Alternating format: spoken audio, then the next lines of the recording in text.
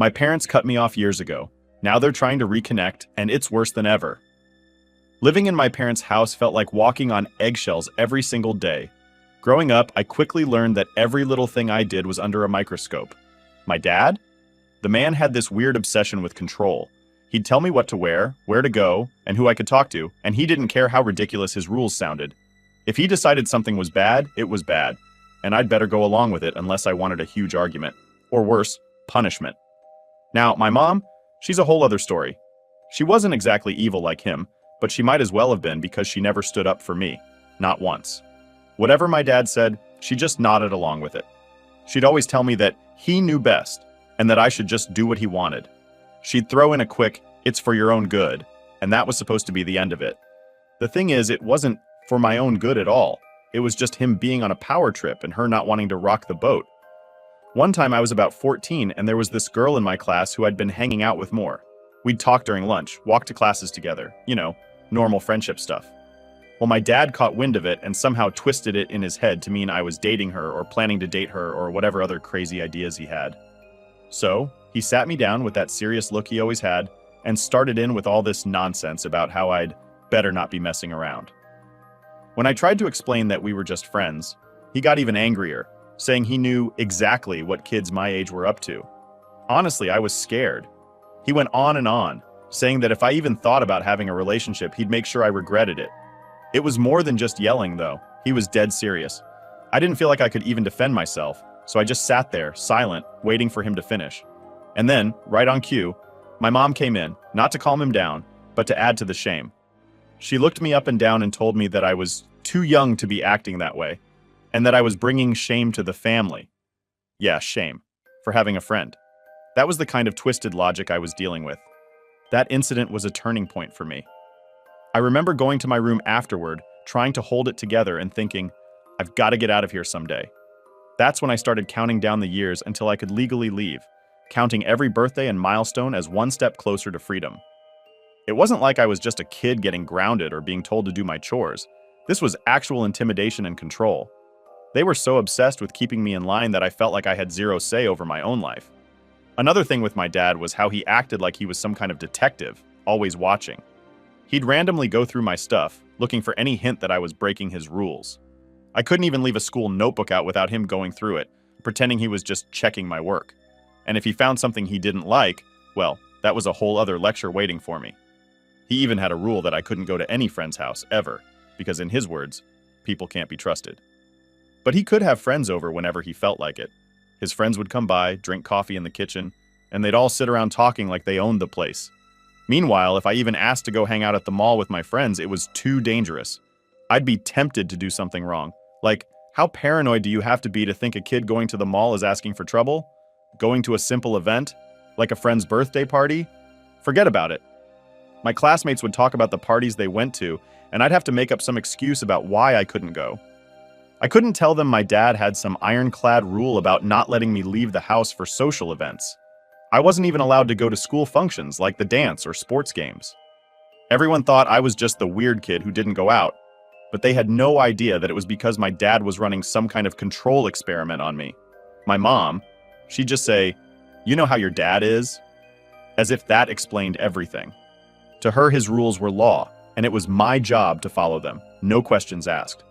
If I ever pushed back or tried to ask why he was like this, she'd say, "Don't upset him, it's not worth it." Looking back, I think she was honestly afraid of him too, but that didn't make it any easier on me. She chose to stand by him instead of protecting me, or even questioning his ridiculous rules. So there I was, stuck in a house where everything I did was monitored, controlled, or shut down completely. At school, I'd see other kids getting excited about growing up, getting their first phones, going to sleepovers, stuff like that. For me, none of that was allowed. If I even brought up wanting a phone, my dad would go on this whole rant about how I didn't need one, and if I was meant to have one, he'd let me know. He seriously saw my independence as a threat. I can't even explain how isolating it felt. I was the only one I knew who couldn't even go out after school without getting questioned like I'd committed a crime. Sometimes I'd stay late at school just to get a bit of peace, telling my parents it was for extra study, so I wouldn't get in trouble. I remember feeling a weird mix of relief and dread, knowing I'd have to go back home and deal with whatever new rule my dad had cooked up that day. It was like living in a prison where the guards were my own parents, and there was no escape. By the time I was a few years away from turning 18, I'd had enough. I knew that as soon as I was legally allowed to make my own decisions, I'd be out of there, no looking back. I kept my head down, didn't argue, just did what I had to do to avoid more conflict. In my mind, I was already counting down the months, the weeks, waiting for the day I could walk out without their permission. I wasn't just looking for a way out, I was preparing for it. I'd watch how other people handled things, took mental notes on how to deal with life, so I'd be ready. My dad had made it clear he wasn't going to help me with anything, so I was on my own, and I had to figure it all out myself. That was my life, waiting, surviving, and planning for the day I could finally leave and never look back. When I finally got a part-time job in high school, I thought things might change for me. It was a grocery store down the street from school. Nothing glamorous, just stocking shelves, cleaning up, ringing up customers. But it was my own gig. The manager seemed decent, the hours worked around my school schedule, and I was excited. I was 16, and this job felt like the first real thing I'd ever had to myself. The idea of making my own money, something I could actually control, was the only freedom I'd had in years. But of course, the second my dad found out, that freedom got yanked away before I even got my first paycheck. I remember the day he asked me about it. He had this way of asking questions where it was less of a question and more of a setup. Like, he'd wait for me to answer, just so he could jump in and make me feel like I was in the wrong somehow. So he's sitting at the kitchen table and he goes, "So I heard you got yourself a job?" I should have known right then that this wasn't going to end well, but I was too naive, thinking he'd actually be proud of me or something. So I told him all about it, expecting maybe even a good job or at least a nod. Instead, he hits me with, "Well, I hope you're planning on contributing to the household." Contributing to the household. That was his way of saying he expected me to hand over every cent I made. I tried to explain that I wanted to save up for college and maybe even a little bit for myself, but he wasn't having it. He actually laughed, like the idea of me keeping my own paycheck was some kind of joke. He said, "As long as you live under my roof, everything you earn goes to this family." To him, me living there automatically meant I owed him everything I had. When I finally got that first paycheck, I remember holding it in my hand and feeling this weird mix of pride and dread. On one hand, I'd earned it myself. On the other, I knew it wasn't really mine. And sure enough, the minute I walked in the door, my dad was there, hand out, waiting to take it. No questions, no discussion, just an expectation that I'd fork it over. What was I gonna do? I didn't want to end up on the street, so I handed it over. But man, I was angry. I worked hard, like really hard, and I was still being treated like a kid with no say in my life. My dad would make these comments about how he was teaching me responsibility, but all I was learning was that I was just a walking wallet to him. My mom, of course, backed him up. She'd say things like, "Your dad knows best," or "We're a family, we all pitch in." But I knew it wasn't about the family, it was about control. If they really cared about helping me or teaching me anything, they'd at least let me save something. But no, every cent went straight to them. I even tried asking if I could keep just a little, but my dad would shut me down, saying it was selfish to keep money when the family needed it. Needed it? They were fine. There were no emergencies, no special needs, just him taking my money for the sake of it. He even tried to make it seem like he was doing me a favor by letting me stay there while I worked. Like somehow living at home meant I owed him my entire paycheck. I'd see my friends from work talking about the things they were saving up for. One was buying a car, another had plans for a trip. And here I was, handing over every dollar, not even able to buy myself a snack without asking for permission. There was this one time I got a small raise. It wasn't anything huge, just a few extra bucks an hour, but to me it was a big deal. I didn't even tell my parents because I knew it wouldn't make a difference to them, but my dad found out anyway, somehow. He was always snooping, going through my stuff, even reading my pay stubs if I left them out by accident. So when he saw that I was making a little extra, he went on this whole speech about how lucky I was to be able to contribute more. He actually expected me to be grateful that he was taking my raise, like it was some privilege. The worst part was, anytime I'd bring up wanting to save or needing money for something, he'd guilt trip me. He'd go, "Oh, so you think you don't need this family anymore? You think you can just do whatever you want?" It was the ultimate manipulation.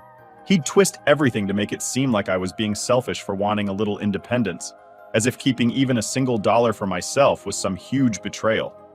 Eventually, I just stopped bringing it up. I'd hand over my paycheck without a word, keep my head down, and go back to work. I was basically working for nothing, and every shift felt heavier, knowing that no matter how many hours I put in, I'd never get to see a cent of it. I kept telling myself, just a little longer, just hold on until you're 18. But it was rough. I was doing all the work, putting in all the hours, but getting absolutely nothing out of it. One time, I was so frustrated that I tried hiding a bit of cash. I figured maybe if I tucked away a small amount each week, they wouldn't notice. So I started stashing a little in an old book under my bed. I didn't know what I'd use it for, but I just wanted something, anything, that was mine. I kept it hidden for a couple of weeks, adding a few bucks here and there.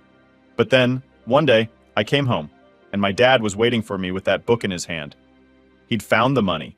He didn't yell. He didn't even look mad. Instead, he looked at me with this smug expression and said, "You think you're smart, don't you?" Then he took every dollar I'd hidden and walked out without another word. I felt crushed. That little stash was the only bit of freedom I thought I had, and just like that, it was gone. It was like he needed to remind me that no matter what I did, he'd always be in control. After that, I gave up on saving. I was tired of fighting for scraps, tired of the constant surveillance, tired of being treated like my only worth was what I could hand over. I just kept my head down, did my shifts, and handed over the paychecks without a word. I was counting the days until I'd be free, but every day felt longer than the last. The job that was supposed to give me independence became another chain, another thing my dad controlled. And all I could do was wait, hoping that one day I'd finally get to keep what I'd worked so hard to earn. Turning 18 felt like I'd finally reached the finish line of a marathon I'd been running my whole life. For years, I'd been telling myself that once I hit that age, I'd be out of my parents' house for good, and now it was actually happening. I'd been working nonstop, putting in hours at that grocery store, dealing with my dad taking my money, and watching every penny slip out of my hands. But now, I had enough saved to finally make my move. I'd scraped together just enough for a down payment on a tiny, run-down room that was far from luxurious. But it was my own. I wasn't picky, I just wanted out. Packing up my things was weirdly satisfying.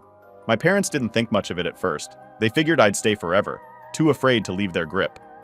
But when they realized I was serious about moving, my dad had this look like he couldn't believe it. And my mom? She just stood there, saying something like, "You think you're ready to be on your own?" But her voice wasn't worried or caring. It was more like she was hoping I'd fail so I'd come crawling back. The night before I left, my dad called me into the living room. He put on his serious face and started going on about how being out there would be hard and how I wasn't prepared. He kept hammering in that I'd never make it on my own and that I'd be back in no time. It was his way of trying to plant doubt, make me second-guess myself. And honestly, a part of me was scared. I knew it wouldn't be easy, but staying felt even worse. The next morning, I got up, threw my bag over my shoulder, and walked out without looking back. It felt surreal. I didn't even care that my place was just a small, drafty room in an old house. It was mine, and that's all that mattered. I remember sitting down on the bed and looking around, and even though there was nothing in there but a mattress and an old dresser, I felt a freedom I'd never known. No one was going to tell me what to do or take my money anymore. Life on my own started out pretty rough. I was broke, barely scraping by. My room didn't come with much. No fancy furniture, no fridge, just a sink in the corner, and a hot plate I bought secondhand. My meals were whatever I could afford, usually ramen or canned stuff, but I didn't care. I could finally make decisions for myself, even if that meant learning how to budget and plan meals. I wasn't working just to hand it all over anymore, and that alone made everything worth it. One of the first things I did was enroll in college. I hadn't thought much about my future beyond getting away from my parents, but now that I was out, I wanted more. I applied for financial aid, took out some loans, and signed up for classes. I went for business administration, figuring it would open up doors for me later on. It wasn't some dream program, but it felt like a step forward, like I was finally building something of my own. Balancing college with work was no joke. My shifts at the grocery store were still long, and I'd have to squeeze in study sessions between shifts. Most nights, I'd come home exhausted, but there was this sense of purpose I'd never felt before. I wasn't just existing or surviving under someone else's control. I was working for something, building a future that was mine. And even though the struggle was real, that thought kept me going. After a while, I started to make friends at school. It was the first time I had people around me who actually respected me, not people waiting to judge me or control my every move. I didn't have to keep looking over my shoulder, wondering what my dad would say or how my mom would react. I could just be myself, and they accepted me for that. It was a small thing, but it felt huge, like I was finally becoming my own person. Every once in a while, I'd get a message from my mom or a check-in from my dad, mostly just them fishing for info about how I was doing. I knew they wanted me to fail, to hear that I was struggling so they could swoop in and say, "See? We told you so."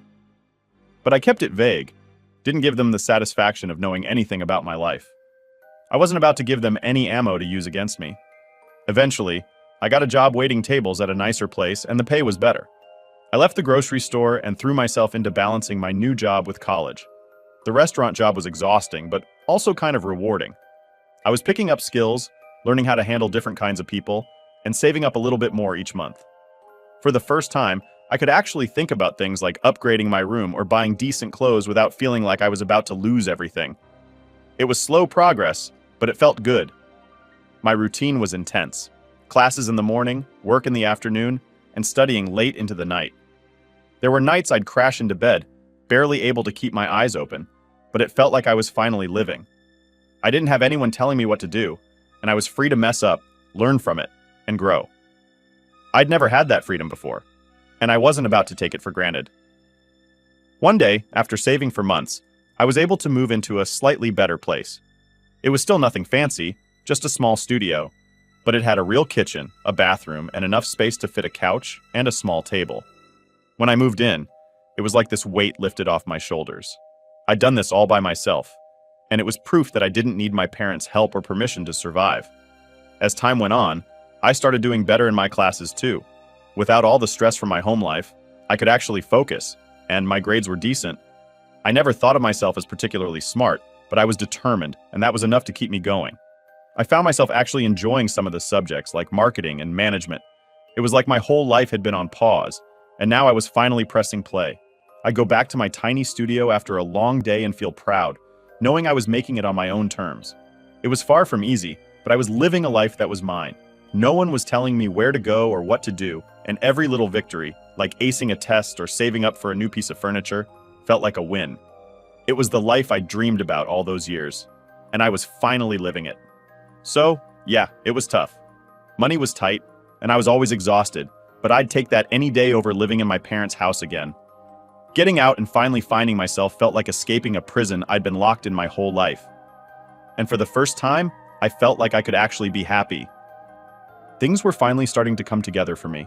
I had my own place, I was doing all right at school, and I was making enough to keep myself afloat. My life felt like it was finally mine, and every little success reminded me that getting out of my parents' house was the best decision I'd ever made.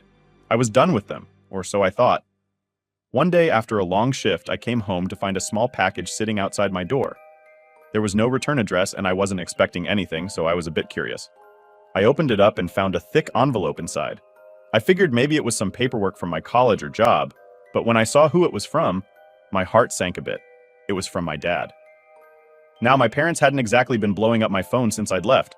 They'd occasionally text or try to call, mostly to ask me pointless questions or guilt-trip me into coming over for family stuff. But I'd kept things short and sweet, never really giving them any insight into my life. So, seeing a whole envelope from them was odd.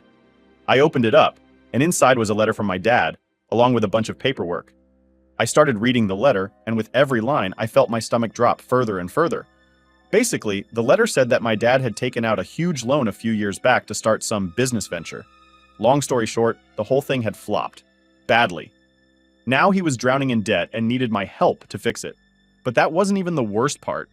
Along with the letter was a copy of the loan statement, showing just how much he owed. And the number wasn't small, it was massive. I'm talking years of payments, interest piling up, and no clear way out. My dad's note made it sound like he was just casually passing this off to me, as if it was somehow my responsibility to help him out because family sticks together. The entire thing felt surreal. I'd worked so hard to get away from them, to build something for myself, and now they were just expecting me to swoop in and save the day. I felt this mix of anger and betrayal, like they'd just thrown their mess onto my doorstep without a second thought. I remember sitting there staring at the loan paperwork, trying to wrap my head around it. It wasn't like they were asking for a small loan or a one-time payment. No, this was them saying, "Hey, you're doing well now, so why don't you take over this huge debt we can't manage?" My dad actually wrote that it wouldn't be too much of a burden on me since I was making a decent income now. I mean, how entitled can you get? I decided I wasn't just going to ignore this. I needed answers. So I called my dad, trying to keep calm, and asked him point blank what this was all about. Right away, he went into this speech about how he'd always believed in me, and knew I'd make something of myself, and now it was time for me to help out the family. I couldn't believe what I was hearing. This guy, who'd taken every cent I earned in high school and never gave me a dime for college, was suddenly acting like I owed him my success. I told him I'd worked for everything on my own, and that this loan was his responsibility, not mine. But he just brushed that off, saying, "You wouldn't be where you are if it weren't for me." He actually had the nerve to say that my independence, my job, my entire life, all of it was somehow thanks to him. My mom chimed in too, trying to guilt trip me about how hard things had been for them lately. She said that since I was doing so well, it was only fair that I step up and help. She went on and on about family duty, how they'd done so much for me over the years. It was insane. They really thought they could just dump this all on me, like I owed them some huge debt for the privilege of growing up in their house. I asked my dad what exactly he'd been doing that got him into this mess, and he finally admitted it was some half-baked scheme to start a business. He thought he'd found the next big thing and poured everything into it, only for it to tank almost immediately. He never told me about it, never asked for advice or help when it first went south. But now that the debt was piled up, suddenly it was my problem. Then, just to twist the knife a bit more, he told me that my situation made me the only one who could take on this responsibility. He knew I was doing okay for myself, and I guess in his mind, that made me his fallback plan. Like because I'd escaped their control, I'd somehow earned the honor of paying off his screw-up. I was so angry I could barely keep my voice steady. I told him that this wasn't my responsibility and that I didn't owe them anything. I'd built my life on my own, without a single ounce of help from them. But my dad just laughed, saying I'd come around eventually, like this was some phase I'd grow out of. I ended the call feeling like I'd been hit by a truck. Here I was working hard, barely keeping myself afloat, and they thought I could just magically pay off a mountain of debt because it was the family thing to do. I couldn't believe they had the audacity to even ask. It felt like they hadn't just crossed a line, they'd obliterated it.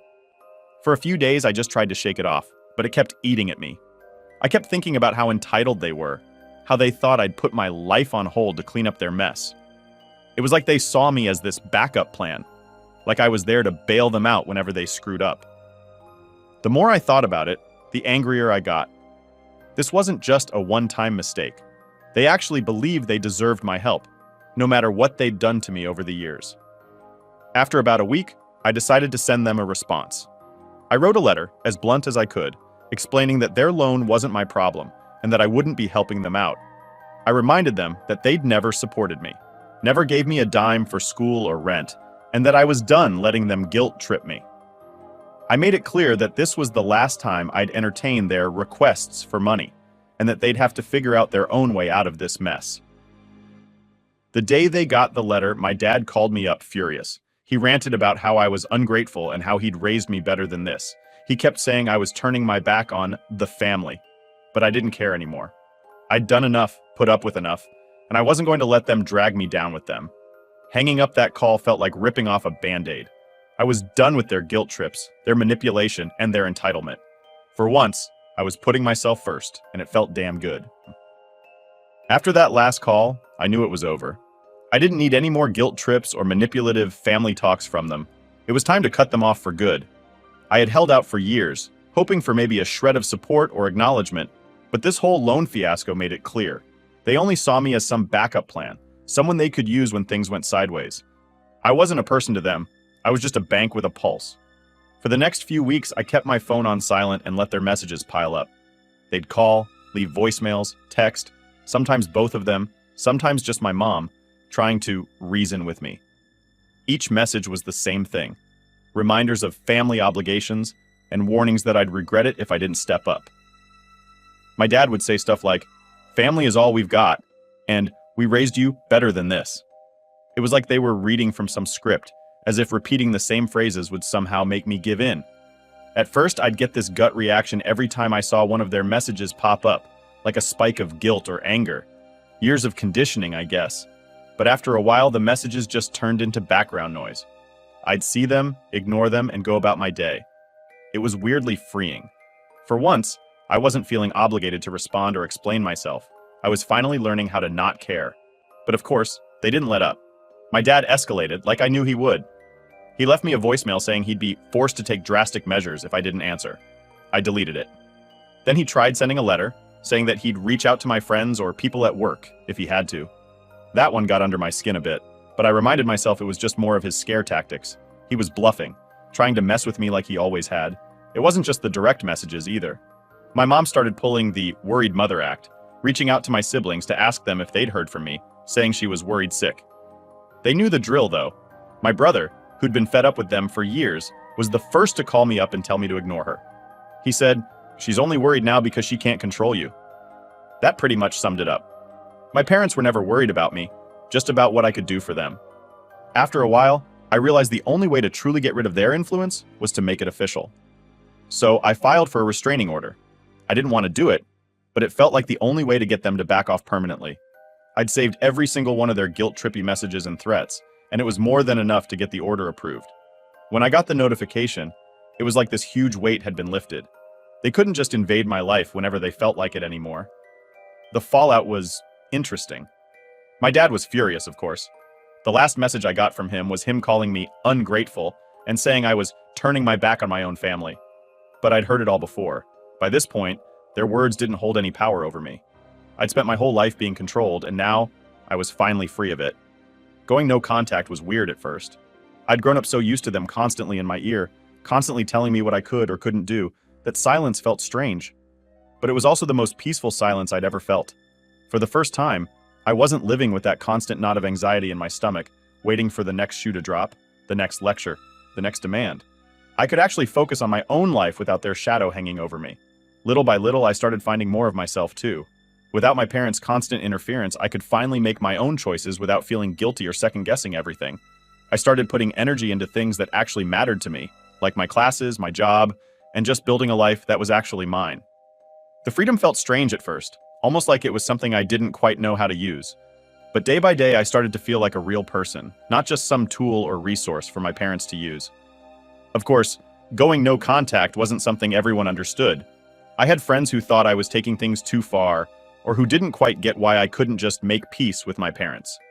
They'd say things like, "But they're your family," or maybe they didn't mean it like that. I'd just nod and let them talk because they didn't know the half of it. Most people had no idea what it was like to live under a dictatorship disguised as a family, where every part of your life was up for grabs if it benefited them. Once, I even had a coworker tell me to just forgive and forget. I remember just looking at him, thinking, if only you knew. People who have supportive families will never understand what it's like when the people who are supposed to protect you are the same people who constantly break you down. I wasn't bitter. I was just done. As more time passed, the peace I felt started to grow into something I didn't expect. Confidence. Cutting my parents off had forced me to finally trust myself, to rely on my own judgment without someone breathing down my neck. I started making choices based on what I wanted, not on what anyone else expected of me. I could save money, plan trips, invest in myself, all things that would have been impossible under their thumb. Every now and then, I get a ping of worry, wondering if they'd find a way to come back and disrupt my life.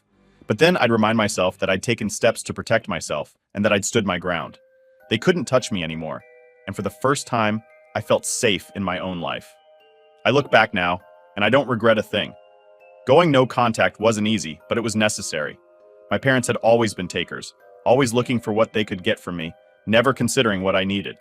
In their eyes, family was just another way of saying obligation. But for me, family is supposed to be about support, trust, and respect, things they never gave me. Cutting them off wasn't about revenge or getting even. It was about survival, about choosing myself for once, instead of constantly sacrificing my well-being for people who didn't care.